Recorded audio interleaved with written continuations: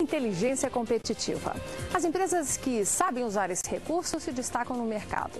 Elas conseguem enxergar oportunidades e perigos mais facilmente. E esse é o assunto desta próxima entrevista com o economista e consultor de empresas Carlos Riusdorf, um dos palestrantes do próximo Congresso Mineiro de Recursos Humanos, que começou nesta terça em Belo Horizonte e que vai até a próxima quinta no Minas Centro. Muito obrigado pela sua presença, Carlos. Prazer imenso revê-la. Prazer é meu, e falando de um tema que todo momento ele aparece na conversa das empresas, mas nem sempre os gestores sabem identificar como é que eles transformam a inteligência competitiva, que eles ouvem falar, é uma expressão bonita, né? Mas como é que ele transforma isso em atitude? Por onde se começa a praticar a inteligência competitiva? Essa é uma grande questão. O mundo corporativo ele sofre muito de excesso de jargão e pouca ação conceitual. Então as pessoas falam sobre tudo, mas se você pergunta às vezes para um executivo até experiente o que significa posicionamento, ele para e tem que pensar para posicionamento, aí ele vai tentar definir e não define corretamente. Se você não define corretamente os conceitos, você não pode aplicá-los estrategicamente. Então a inteligência competitiva, para ficar bem fácil, inteligência é a capacidade que nós temos de, com base naquilo que já sabemos, resolver novos problemas. Isso é inteligência. Então, com base no que eu sei, eu resolvo o que eu ainda não sei. Inteligência competitiva é essa capacidade de, com base naquilo que eu sei, me tornar mais competitivo. Então, é uma maneira especial de observar, especialmente os concorrentes, mas também os clientes, o mercado, cenários e tendências, e me antecipar aos movimentos das tendências, dos cenários e principalmente dos meus concorrentes. Então vamos dividir em dois momentos, olhando o cenário lá fora, não só a sociedade, mas também o Estado, o mundo, dar uma olhada mais geral, tentar ver com uma visão mais abrangente. Esse vai ser um ponto. E o primeiro ponto que eu quero colocar, como é que eu observo o meu concorrente? Que parâmetros nos movimentos do meu concorrente que eu devo ficar de olho e não largar ali a atenção para essa situação? Esse é o foco. Verdadeiramente o que acontece é que normalmente as empresas, elas observam os seus concorrentes atrasadas. Elas são reativas. Só quando vem o que ele já fez? Exatamente. Pronto. Elas são reativas, quando elas deveriam ser proativas. Então, como é que as empresas têm informação sobre o concorrente? Pela imprensa, pelos clientes, por representantes, por clientes do concorrente. Mas aí ela fica sabendo daquilo que já é fato. E a inteligência competitiva pressupõe uma administração preditiva. É a capacidade que eu tenho de me antecipar aos movimentos do meu concorrente. Então, eu tenho que aprender a ler na imprensa as entrelinhas. Para onde vai indo a estratégia daquele concorrente? Por que é que ele está usando este slogan nesse determinado momento? Por que que ele lançou este produto?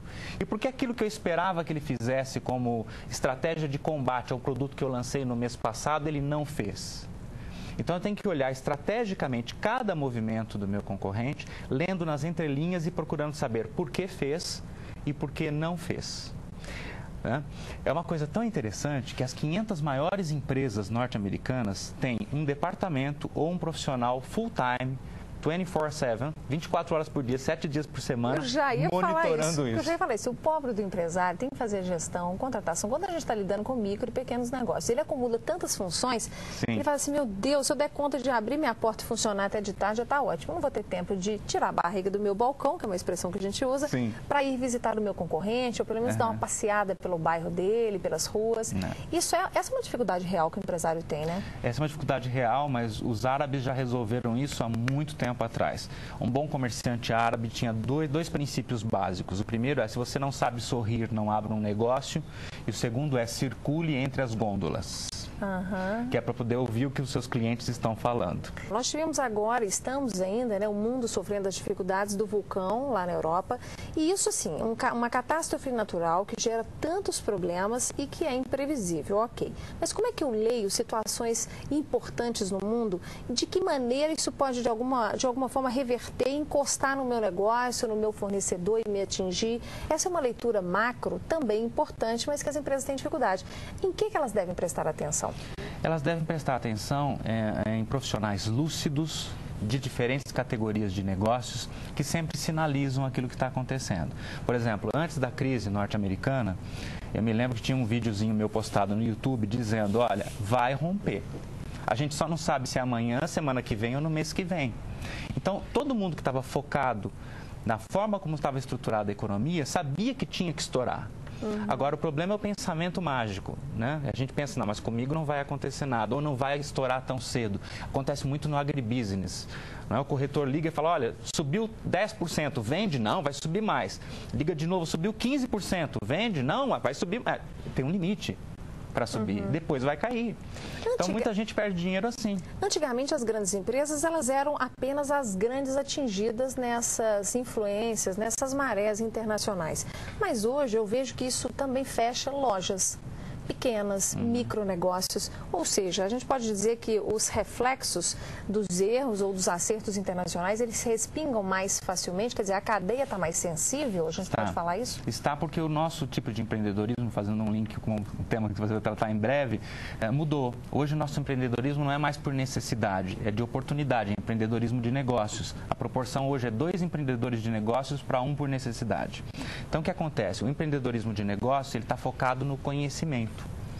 Todos aqueles que não estruturarem o seu negócio e não implementarem na sua pequena e média empresa as estratégias mínimas de gestão, não suportam a mais suave das crises, que dirá as difíceis. Você acha que, no caso, essa proporção de 2 empreendedores de negócios para 1 de necessidade tende a acabar o de necessidade deixar de existir ou sempre haverá espaço para ele? Não, sempre vai existir o empreendedorismo por necessidade, mas ele vai ser cada vez menos relevante do ponto de vista econômico. Menos sustentável, né? Vai ficando no passado e menos sustentável, porque a base da sustentabilidade hoje é conhecimento e inovação. Agora a gente fica pensando como consumidor, quando você olha para o mercado e vê tantas falhas nas empresas, e fica pensando e sonhando como consumidor que um dia vai aparecer uma empresa que vai perceber essas falhas e vai usar isso a seu favor. Mas isso em alguns setores, vamos citar pelo menos um aqui, telefonia, por exemplo, móvel ou fixa. Existem grandes fragilidades nesse serviço de atendimento. E não aparece ninguém com uma proposta diferente. Todos jogam o mesmo jogo, seria isso? Todos jogam o mesmo jogo. A maneira como está estruturado o crescimento da infraestrutura versus demanda pressupõe que em alguns momentos você vai ter vales de atendimento ruim e que você vai ter necessariamente gente migrando de uma operadora para outra. Mas como isso também vai acontecer na outra operadora, muitos migrarão de volta. Então fica essa roda. Ou seja, eles acabam dando conta de se manter razoavelmente bem no jogo.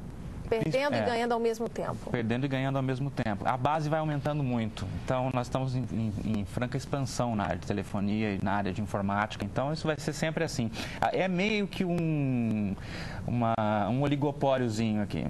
Agora, a inteligência competitiva, voltando ao nosso foco principal, ela permite que uma empresa, por exemplo, sabendo agir na hora certa e de preferência de forma antecipada, ela consiga, inclusive, evitar investimentos que, às vezes, para você aparecer depois da hora, quando um concorrente já bebeu água limpa, você pode ter, com essa percepção antecipada dos movimentos do seu concorrente, você economizar, por exemplo, fazer ações mais baratas porque você fez primeiro? Você pode fazer ações mais baratas, não necessariamente só porque você fez primeiro, mas principalmente porque a base da ideia da inteligência competitiva é parar de fazer benchmarking. Ou seja, para de imitar o concorrente. Isso é coisa do passado. É da época que estratégia vinha do grego strategos, era a arte do general. Era uma empresa versus a outra. Tanto que os livros clássicos de negócio são a arte da guerra. Marketing de guerrilha, como nadar com os tubarões sem ser comido vivo. Isso acabou. Agora a época é uma época de criar unicidade. Então não sou mais eu contra você, eu quero tornar você como minha concorrente irrelevante.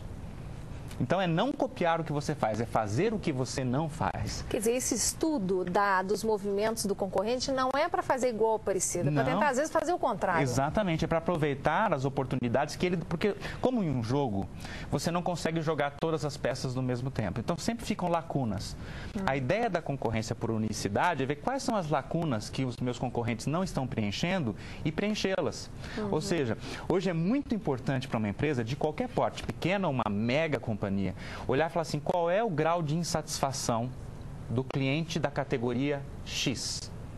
Então, como é que eu resolvo isso? Por exemplo, na área de seguros, qual que é o maior desejo de um cliente de seguros? Transparência. Que as pessoas sejam profundamente transparentes. Você não quer ler uma apólice que diz para você assim, veja no frontispício da apólice, nada de frontispício. Você quer, olha, leia na primeira página da apólice que as coisas funcionam assim. Então, a empresa que tiver agilidade e transparência vai estar resolvendo uma série de fatos indesejados que acontecem na vida do consumidor e aí vai ter um diferencial muito importante nesse sentido. Então, hoje a gente trabalha mais em cima dos dislikes, do que as pessoas não gostam, do que efetivamente só do que elas querem. Tá aí o recado para você neste assunto que tratamos aqui neste painel sobre inteligência competitiva. Depois, se precisar rever tudo, vá ao site ou acompanhe uma das reprises aqui na TV Horizonte. Reveja os conceitos que o Carlos colocou para você aqui, repense, reúna a sua equipe e veja se vocês estão indo neste caminho certo, que é o da inteligência competitiva. Boa sorte para você amanhã na sua palestra magna lá no Congresso Mineiro de Recursos Humanos e volte mais vezes a Belo Horizonte, hein? Com o máximo prazer. Obrigada, Carlos. Obrigado.